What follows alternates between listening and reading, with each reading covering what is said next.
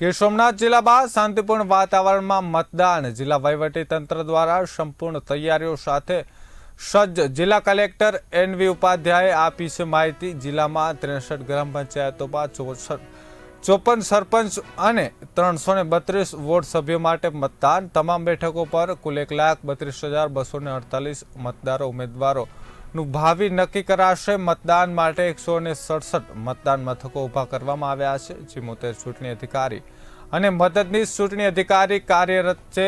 1004 polling સ્ટાફને ફરજ સોંપવામાં આવી છે, ત્યારે 358 જેટલા પોલીસ કર્મીઓને બંદોબસ્તમાં તૈનાત કરાયા છે। જિલ્લામાં 42 મતદાન મથકોને સેન્સિટિવ જાહેર કરવામાં આવ્યા છે, જ્યારે ચુસ્ત પોલીસ બંદોબસ્ત ગોઠવી દેવામાં આવ્યું છે। એકંદરે જિલ્લામાં શાંતિપૂર્ણ માહોલમાં યોજાય તે માટે સજ્જ છે તંત્ર।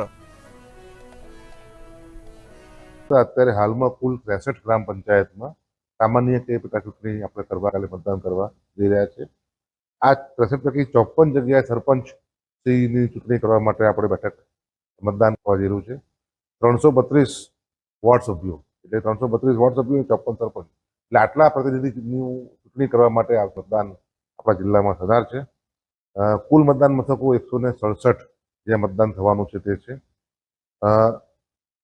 જે મતપેટીઓ આપણે ઉપયોગમાં લેવાના છે, આપણે બધાને ખ્યાલ છે કે આપણે આ ઈવીએમથી નથી કરતા, પરંતુ મતપત્રથી કરીએ છીએ। મતપેટીનો ઉપયોગ આપણે કરવો પડશે। એમાં સરપંચની મતપેટી અલગ હોય, સભ્યોની મતપેટી અલગ હોય। કુલ 195 મતપેટીનો આમાં ઉપયોગ થશે। જે પોલિંગ સ્ટાફ છે આપણો એ કુલ 1004 તમામ પોલિંગ પાર્ટી અમારી જે છે એ મતદાન મથકે પહોંચી ગયેલી છે અને ત્યાં આગળ બધું જ અત્યારે ઓલ ઓકે રિપોર્ટ અમને મળી ગયા છે, કોઈ તકલીફ નથી। કાયદો વ્યવસ્થાની જાળવણી કરવા માટે આ મતદાન મથકો ઉપર આપણે કુલ 358 પોલીસ સ્ટાફનો આપણે બંદોબસ્ત આપણે ત્યાં આગળ ઉપલબ્ધ કરાવેલો છે અને લગભગ આપણા 24 જેટલા મતદાન મથકોને આપણે સેન્સિટિવ કક્ષામાં ગણીને ત્યાં વધારાનો પોલીસ બંદોબસ્ત પણ આપણે ત્યાં ફાળવણી કરી છે। આમ એકંદરે ખૂબ જ શાંતિપૂર્ણ માહોલમાં ફ્રી એન્ડ ફેર ઇલેક્શન થાય તે માટે તંત્રએ પૂરતી તૈયારી કરી લીધી છે અને અમને આશા છે કે ચૂંટણી આપણે બિલકુલ શાંતિરૂપ સારી રીતે પૂરી કરીશું।